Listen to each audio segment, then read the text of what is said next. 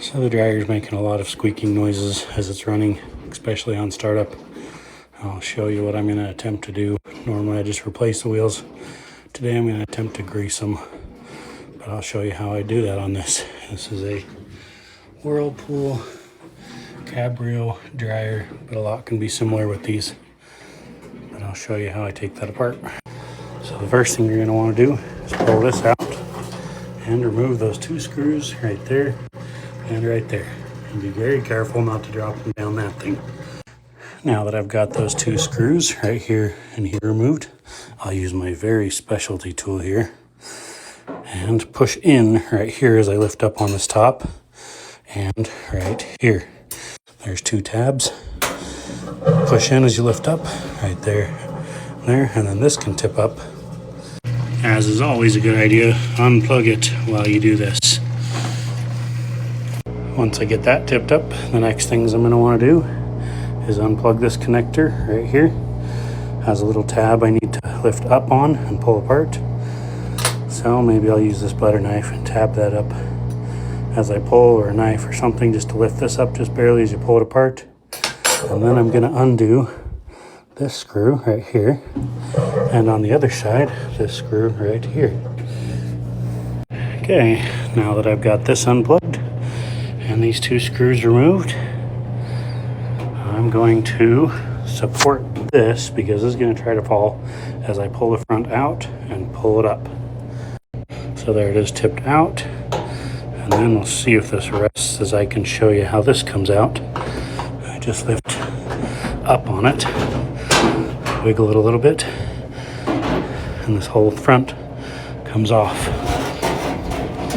That will try to drop on you, so try to support that if you can. The next thing you'll want to do is come down underneath here and undo the belt off of the motor right there.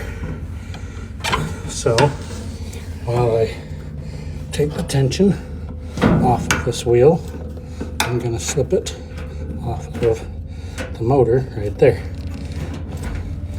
just like so.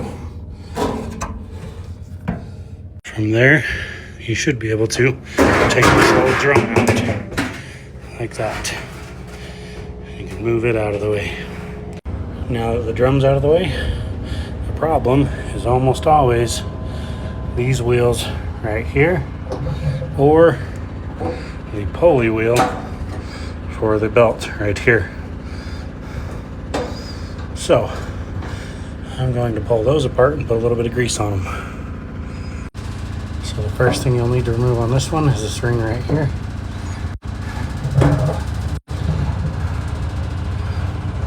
So pull that out of the way.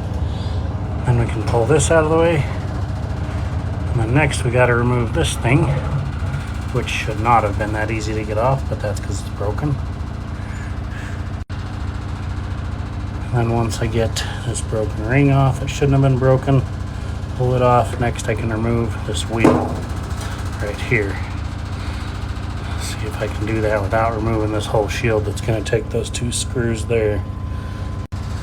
I was able to kind of pull it out and twist it this way as I got it out and get it off without removing that shield.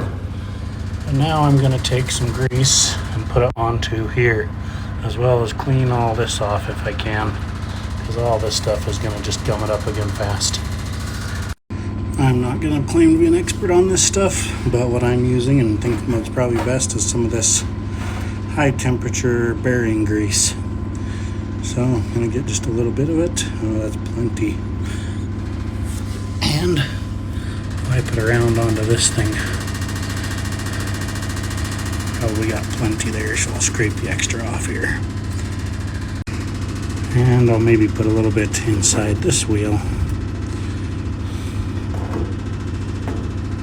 And I'll see if I can get this wheel back on the opposite of how I got it off. Trying to pry it, twist it, there we go.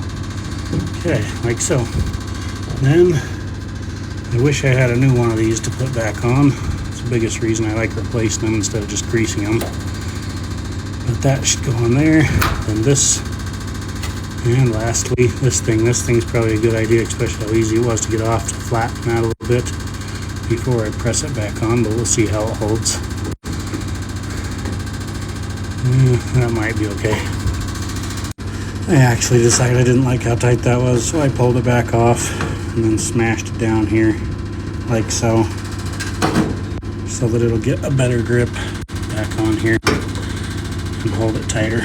Now I can actually push it on there and it'll hold tight like that.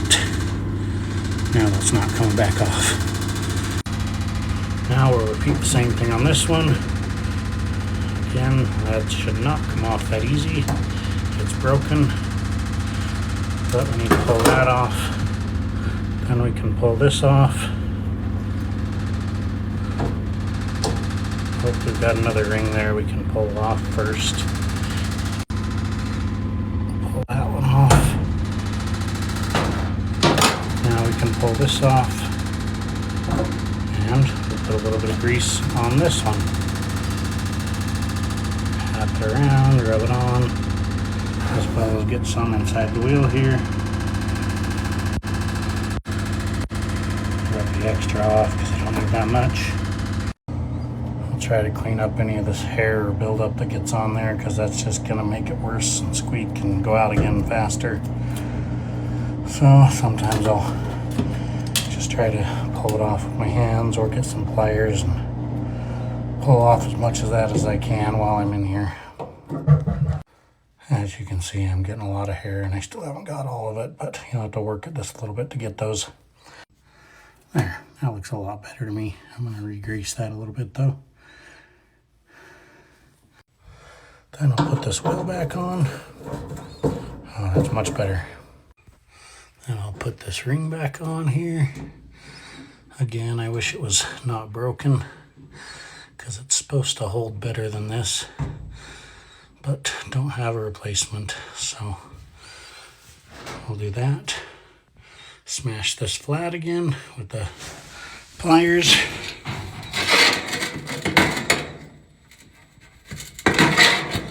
Then put it back on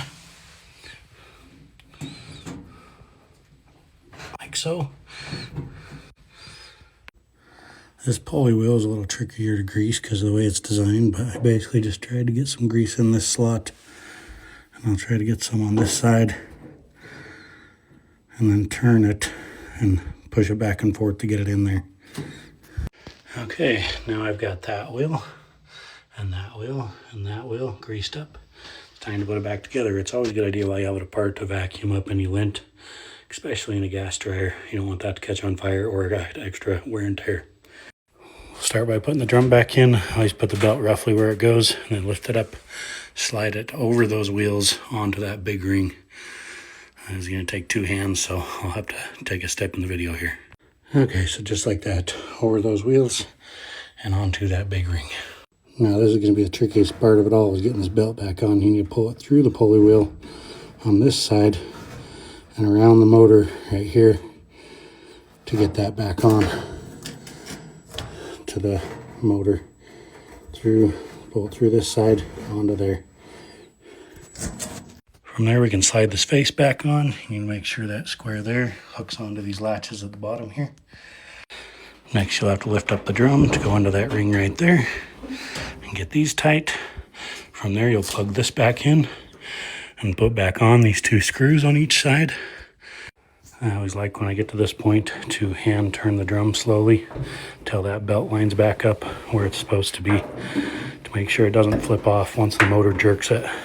From there, we can push this back down, snap it on both sides, and put these two screws back in. Again, be careful not to drop them down that hole. Then we can put the lint screen back in and plug it back in, and that should fix your eggers or problems with it being too noisy, or you might have to replace those, but it's just as much work to replace them as to grease them. But in this case, I decided I'd give it a try. Hopefully that helps anybody who might be having the same issues with their dryer making a lot of noise, or help somebody that's replacing either that pulley wheel or the support wheels for the drum. So we'll start it up and see if it's making any squeaking or grinding noises. That sounds pretty good. So hopefully that fixed it. Thanks for watching.